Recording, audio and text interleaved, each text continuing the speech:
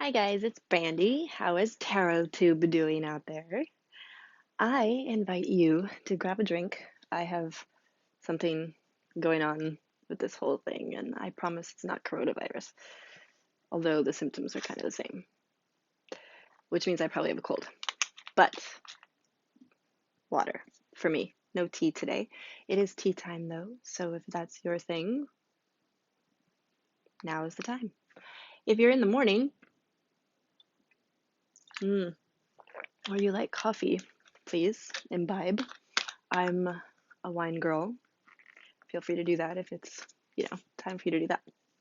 Whatever your pleasure, join me, have a seat. Let's chat about 31 Days of Tarot 2020. Oh, there it is.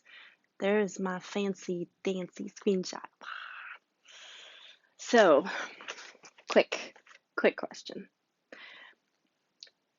And yes, I tangent sometimes. Has anybody else's January gotten a little bit crazy? I'm just saying. I was I was on track with everything in January. Everybody was going pretty well, and then it just kind of exploded and went really, really fast. And can we just discuss like today is the 31st of January. It's like 2 in the afternoon, and it's kind of over the first month of 2020. It's kind of over. So confused. I'm so confused by this. Speaking of another random tangent. So I recently learned that the phone was bleh. Let me try that again. I don't have editing or blooper reels because this is just like how it is. The Farmer's Almanac doesn't consider the decade over until the 1 year. So last decade for the Farmer's Almanac won't be over until 2021. And I thought that was kind of interesting because it makes sense if you think about it. And I mean, they've been around since the 1880s or 1860s or something. So the reason I'm putting that out there is because if by any chance you have plans for your new decade and you're already feeling behind, like some of us out there, you know, just in case you're already feeling behind or it's gotten a little bit crazy and you need some validation and you still want to feel like you're moving forward, just know that maybe you're not in the next decade yet because you can go till 2021, according to the Farmer's Almanac, which apparently is very hard to say. And that's a valid thing because they've been around for a long time. I would consider them an expert in time. It's literally an almanac. It's one of the things they specialize in. Seeing as how time is a construct anyway, just go with it. Just use it. So that's my tangent. Would you like to talk about the last bit of the 31 Days of Tarot? I would. That's why I'm on here. I'm just going to apologize for the swallowing now because I have headphones in. You're going to hear it. And I have to drink the water because I don't feel so great. All the water. I'm chronically dehydrated. That's a real thing. And I really do have it. So we're happy that I'm drinking the water. Also, this is not actually smart water, but it is 33.8 fluid ounces of water if I refill it from my fancy refrigerator. That's not super fancy, but we call it fancy. So husband got me, I think I have 3 of these. Husband got me these so I can try and I'm trying to drink a gallon of water a day just to see what that's like. P.S. It's awful. Can we discuss that? Awful. The first day that I did it, I felt nasty sick, and not from like drowning, which is what I thought was going to happen. No, just felt terrible. Now, he just got back from deployment, and they drink water like crazy if they're in the desert someplace.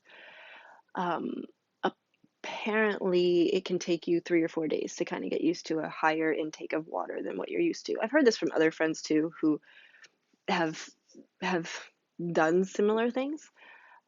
And I know some of you out there are going to be like, a gallon of water? What is that about? It's really just because I'm chronically dehydrated, I was trying to see if it would make a difference and then I could lower it. Also, I very rarely actually get to a gallon. I can almost never drink 3 of these. So, trying to up it. We'll see. But yeah, not smart water, just smart refillable bottle. Okay. Tarot talk. Now that I've spent 5 minutes on nonsense, probably gonna have to put that in the description because I know some people just don't have the time to spend on nonsense. I did a couple of these with my camera, and I've been having trouble uploading them, but I am going to start from where I stopped. Also, anywhere within the next 5 to 10 minutes, there's going to be an influx of children into the house. The dogs will bark. The children will be excited. There may be knocking on my door. I apologize for this in advance. That's your warning. I'm going to try to get done before that happens, but we'll see. I'm a little long-winded sometimes. All right. Um, I'm on number 17. So we're going to do 17 through 31 in one foul swoop today. Finishing, getting everything all set, move into some other videos going into February. Okay. What celebrity would you read for and why? I have not caught up in the videos. Are most people picking one? Because I couldn't pick just one. I mean, I couldn't. So my celebrity person is probably my favorite person in the world as a celebrity, and that is Michelle Pfeiffer. And really, I would just be using this as an excuse to talk to her because she seems really awesome.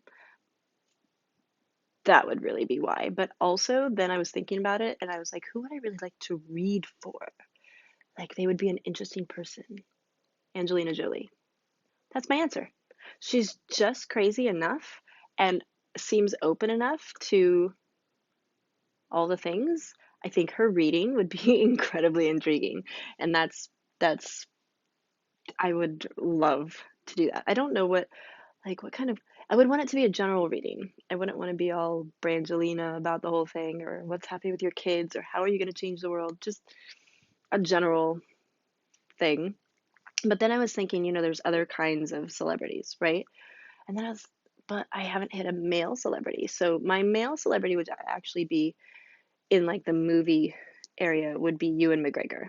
Again, I just think it would be intriguing and also it would be an excuse to talk to him about anything because I would like to talk to him, would like to hear his take on mystical situations and magics and just the world in general and not talking about movies, not talking about politics, but just like his normal thing. I would like to ask him what his favorite alcoholic drink is and then read some tarot cards. So I do have a couple other situations that are celebrities though, because the theater is kind of my heart and where I live, and Sutton Foster is off the charts amazing as a person, not just as, I mean, like Kristen Chenoweth is fantastic as a theater person, but I'm not really interested in her personal life. Sutton Foster, I'm actually interested in. I would be interested in her take. I would love to have a back and forth in a tarot reading with her. I think that would be kind of incredible. I thought of celebrity chefs that I would like to read for. So Alton Brown is one of my favorite celebrity chefs. And he's very sciencey and he teaches his kids sciencey stuff. And my husband is very sciencey. He's a nuclear engineer, top of his class twice. Very sciencey and very smart. And so is Alton Brown. I mean, he's not a nuclear engineer, but he's sciencey and smart. I would love to do a tarot reading for him, have a back and forth. I think it would be funny. I think it would be really entertaining because he's a very entertaining guy. Probably a lot of big words used, but like in the best way where it's not just dropping dime cent words. It's just because that's how you talk. Yeah. And then that got me thinking. I know this answer is not supposed to be this long, but that got me thinking. Gordon Ramsay is actually really kind, and he's got a couple of kids, and I can't tell what kind of personality he would have in a reading, but wouldn't it be fun to find out? Can you imagine if you gave him a reading that he hated? But the malarkey that would come out of his mouth alone would entertain me. And so I did put him on my list. But then I got to thinking about it and I was like, you know what? If I had to pick one current celebrity that I would love to do a tarot reading for at this exact day, and this is terrible, I would like to sit down with Donald Trump. I would like to sit across from a table with him. I would want to hear what his question was. I would want to see like how he interacted with something like a tarot reading. Just think that would be interesting. And I'm not going to say whether I like him or whether I don't and where I would be coming from in that reading. I'm just saying that from the aspect of people that I think it would be, I don't know if fun is the right word. My idea of fun and other people's is not quite the same, but I do think it would be interesting. Mm-hmm. Mm-hmm. So, again, today is January 31st, 2020. Just saying. Those are my people. I'm sure I'll think of more because I just start thinking about the different scenarios, but I stopped with those. Okay, so 18 is your choice for best deck for meditation or journey work. So mine change. And right now it's this one. This is the deck that is speaking to me kind of all the time. Um, I use oracle decks for journey work more often, and I don't use tarot or oracle decks that much in work like that. But right now, I think that this is the one mostly because it's light and I don't have to think about it. Just kind of the messages just come while I'm using it, and then I go about my business, and I can get down to focusing. Uh, it's funny to me because usually for meditation work, I need something that's a lot more ethereal. And in this case, this isn't that funny. This is called ethereal visions, but this is not what I mean. I mean something that's not sparse exactly, but something that I can just kind of um, fall into. And recently, that hasn't been the case in the past few years. Instead of falling into stuff, it's just been suggestions for things, and then I just move forward. So that's the current situation with that. 19 is question is your choice for best deck for ritual or magic. So this is currently the same one. And again, I really think that it's because whatever is going on with this deck just happens for me. Um, and when it comes to ritual and magic, I absolutely need to, like, I focus in a totally different way when it comes to ritual, and especially for magics. The cards are a tool, but they're not what I use to really focus in. Um, so I I don't use these that much for ritual or magic. Oh, hey, for anybody that celebrates, tomorrow is Imbolc. Yay! Happy St. Bridget's Day if you're Catholic. Candlemas. Anybody celebrating Candlemas out there? Oh, Groundhog Day is on the 2nd. It's a whole weekend of fantasticness. I'm very excited. But happy to you out there. Also, if you just like Saturday, happy Saturday tomorrow. Um, let's see. Question 20 is the favorite depiction of the Lover's Tarot card and why. So I don't actually remember the deck name, or I don't remember anything. I researched this card a lot. It's a medieval card, 1700s deck, was reprinted. And the interesting thing is that, so the Lover's card used to not have an S on it. It used to be the Lover. And it had a slightly different meaning. It's kind of been twerked around a little bit over the years. Same scenario, but if you look at the history of it, it's pretty intriguing. So this card I liked because, okay, so there was one person in the middle and then one over here and one over here. And this person was very clearly the masculine figure. Short hair, chiseled cheekbones. He had the V thing, with the broad shoulders coming down to the waist, strong, sword, manly character, like what you think of. I mean, you're talking medieval, right? Work with me on this. Oh, they're home. Hold on. Hold on. It's gonna get loud. Yikes. I'm gonna keep trying to talk over it, but we'll see. So the there was the other side was a female character. And this was a very clearly female character with long hair, a gown. I'm sorry about the kids. Um, very curvy. Uh, and not like a skinny, like curvy woman type character. I think like Renaissance type. And in the middle of the character, I couldn't tell just right off if it was male or female. So for me, what this card depicted was actually someone dealing with the two energies in being a lover, in the choices you have to make, in the decisions going forward. And the Lover's card, you know, in history had a lot to do with decisions and choices. And at the time that I was intrigued by this, it occurred to me that the gender wasn't really obvious in the middle person. But as time has gone on, this card has really stuck with me with every deck that I've looked at, because it was any person with any energies.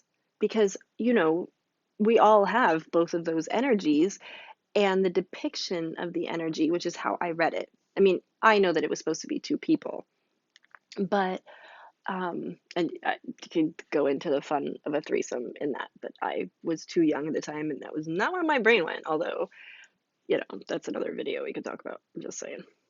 Um, but yeah, it could be anyone making the choices in dealing with these two energies, and I will have to find what deck it was, because pretty impressive and really cool, and just very simple. I mean, it was very straightforward.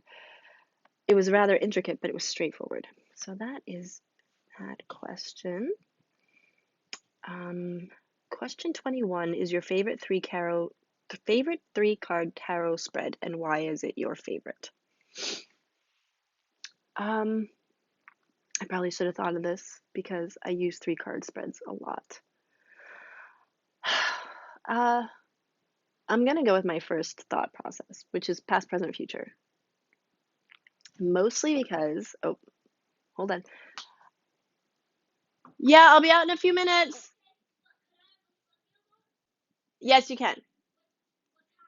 Any kind that you want. We have yogurt there that has the kind that you flip over. They're so excited about these, but they know that the husband only likes certain ones, so they always ask what kind they can have. It's super cute. Yes. Yes, you can have a flip yogurt. Any kind you want. So I just think that's so cute, because they just got home from school and that's going to be their snack, and they're so excited about the flip yogurt. My children crack me up. Okay. Past, present, future, and here's why I like this particular one. And it came very quickly, so I'm going with it as probably the correct answer. Although I know I'm gonna put this video up and think otherwise later. The reason I like that is because I love that. So time is a construct, and you're never really in the present, right? Because it's constantly moving past you. And yet you can't go back to the past. You can't see the future, because we don't have that capability completely. We can predictions are exactly that. They're predictions, but they could possibly not come true.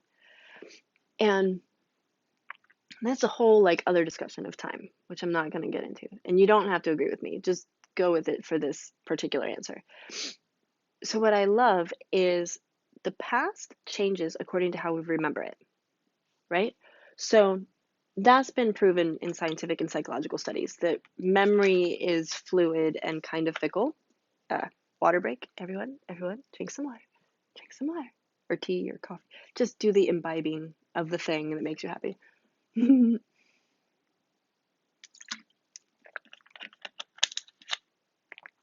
So I know this. I find it hard to live in every day. Like, I need my clocks and my watches and my calendars. I need all those things. Like, as a person, I have 80 calendars. Not really.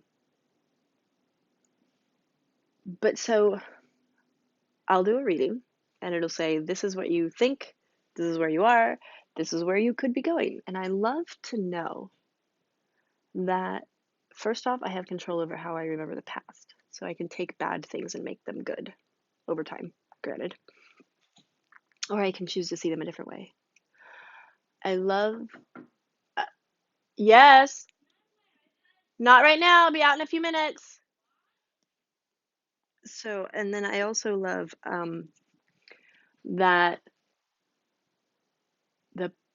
present isn't fixed. So, however I'm being seen in my current, whatever the message is for where I am currently, uh, I just love that it's all fluid. And I can change how I view the past. I can change how my present is going, like right now, how it's being seen, what is coming through, what message I need to hear. And then I love knowing that the future is not set in stone and that based on the other two cards, I can change the future. And I have enjoyed in my life doing a reading for one thing, going back weeks later, doing the same reading for the same thing and getting a totally different answer based on choices I've made. It's oddly validating. Your top 5 tarot decks of 2010 through 2019. So question 22 and 23 are pretty much the same answers that I had for question 2, 3, and 4. I am not a collector. So the decks that I really like are just going to stay the same. They haven't really changed. So I am not going to go back over those because this video will be too long. Your top 5 tarot books of 2010 through 2019. Oh man. Honestly, I think I have to answer this one separately or just in a book talk, because I am such a bibliophile and I don't use a lot of tarot books, but probably Benabelle's book, Holistic Tarot. That would be like my top one right now. Lisa from Supportive Tarot had a really big book that she was going to be looking at in January, and I looked that up. And that will probably go on my list of top 5 books if I read it, because it seems like it would be right up my alley. But I'm gonna say I'm just gonna stick with the one, Holistic Tarot, Benabelle one. And I'm gonna move forward so that this video doesn't take 800 years. You're welcome. Drink some water. So 25. If you could meet any tarot creator, author, who and when? Oh boy. You know, I would probably want to go back to the 1400s, 1500s. I don't know if I would pick a person. I would just kind of put in to the time machine first or second tarot creator, knowing that they would probably be some sort of artist making a game. To be honest, I don't know if I would be interested in creator as much as heavy user in the medieval ages. Oh, I don't have my journal. I just saw the next question. I know there's a lot of collectors out there that know all the tarot creators by heart and things like that. Lucy Cavendish is the Oracle creator I'd love to meet. She's adorable and Australian, and I'd love to meet her.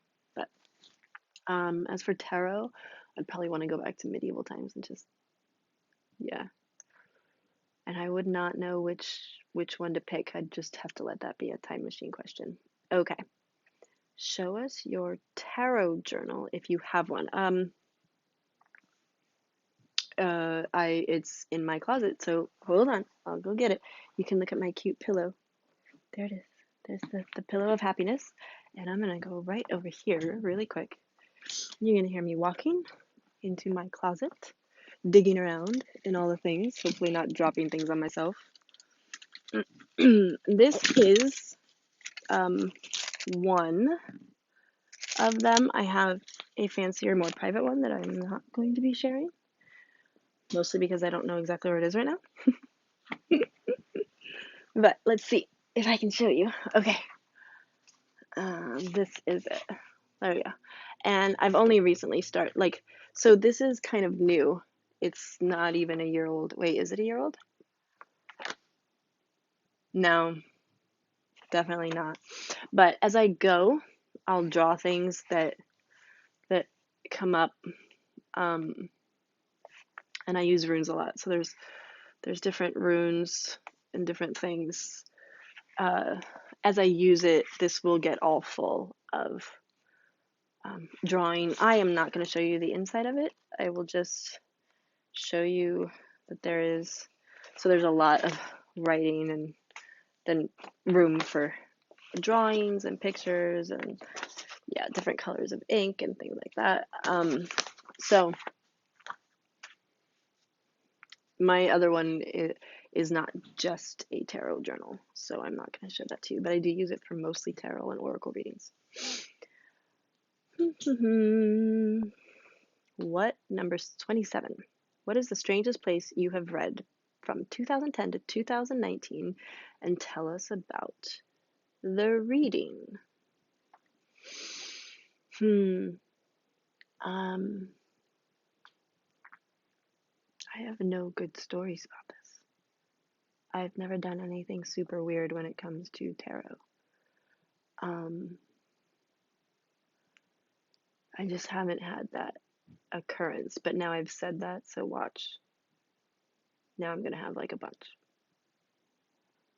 I did do a reading in a bar once that we had to move into the bathroom, which was a little weird. Because people started getting weird and there was no place else to go, and we were like, I had like one card left. So I literally pulled her last card in the bathroom and discussed it. Yeah, that was a thing. 28 has ever turned someone from a tarot non-believer to a tarot enthusiast. I don't know about enthusiast. I have turned people who were skeptical about the messages or the concept into less cynical people. Excuse me.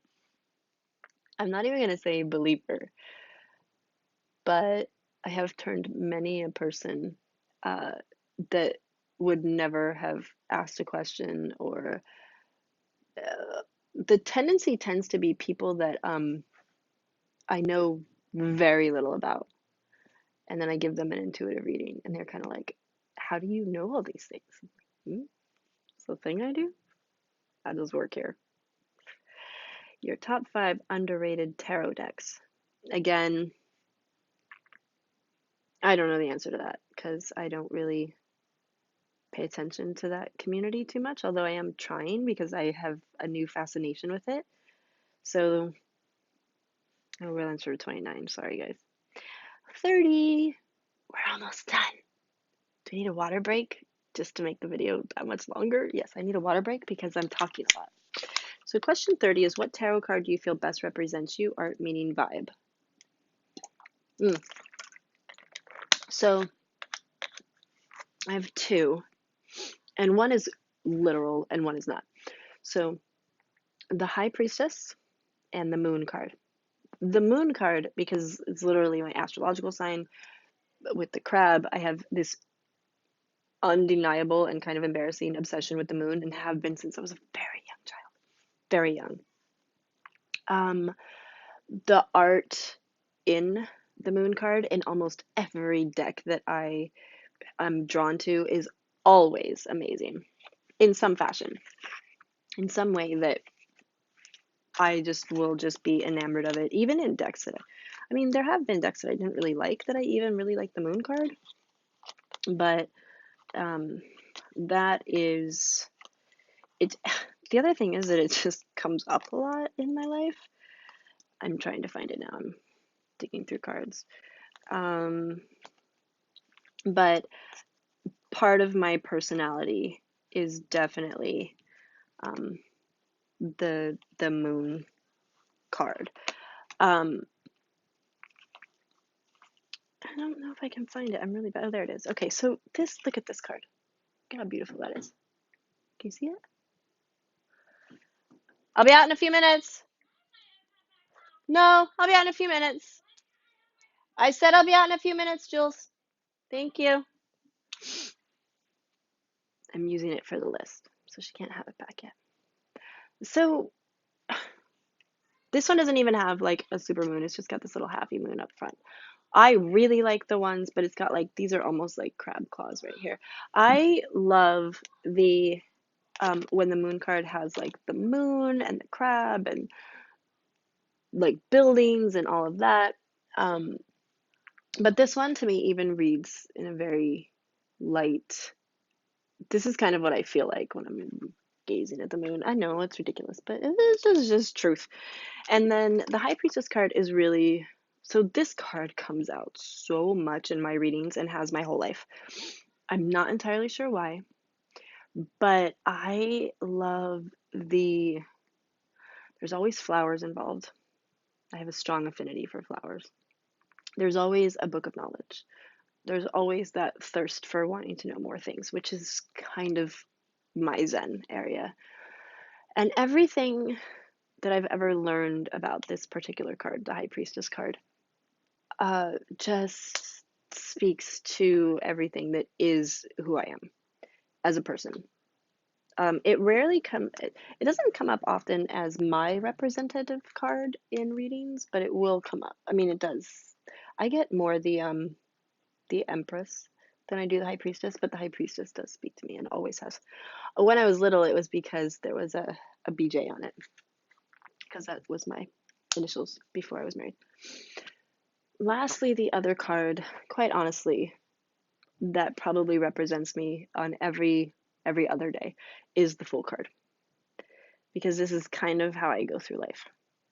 One foot on the cliff, one off. I have 3 dogs, and I always have an animal just there. It's just that extra love, just that going forward thing is, yeah. So the High Priestess card and the Fool, everything that is these cards is pretty much me as a person.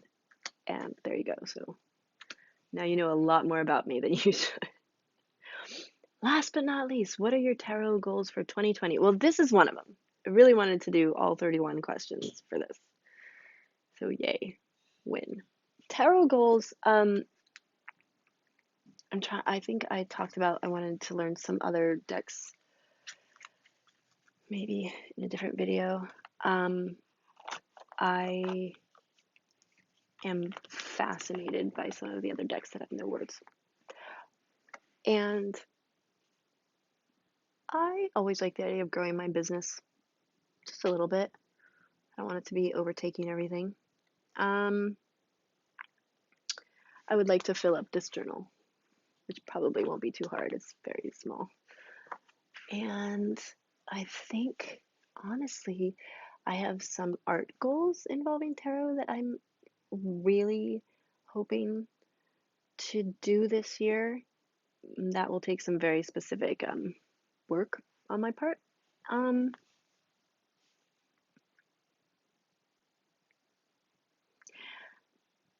Honestly, my daily draws and my monthly reads, checking in on how my year is going, things like that really are a little time consuming with all the kids and everything else. And I do better not giving myself lofty goals in situations like this because it takes my joy away. I am the kind of person where if I don't reach the goals, I have a lack of joy. I prefer to keep my tarot in a joyful place. So that, I think, will be my goal this year. That said, I have to give my daughter back her iPad because it's Friday and she has permission to use it right after school. So she's losing her mind. And this video is very, very long. I really appreciate you coming and spending time with me. I don't know what I'm going to film next because I had a whole list and this is all a new fun thing. So hopefully next week I'll have a new video up and we'll see what comes up. I have an idea, but I'm not sure.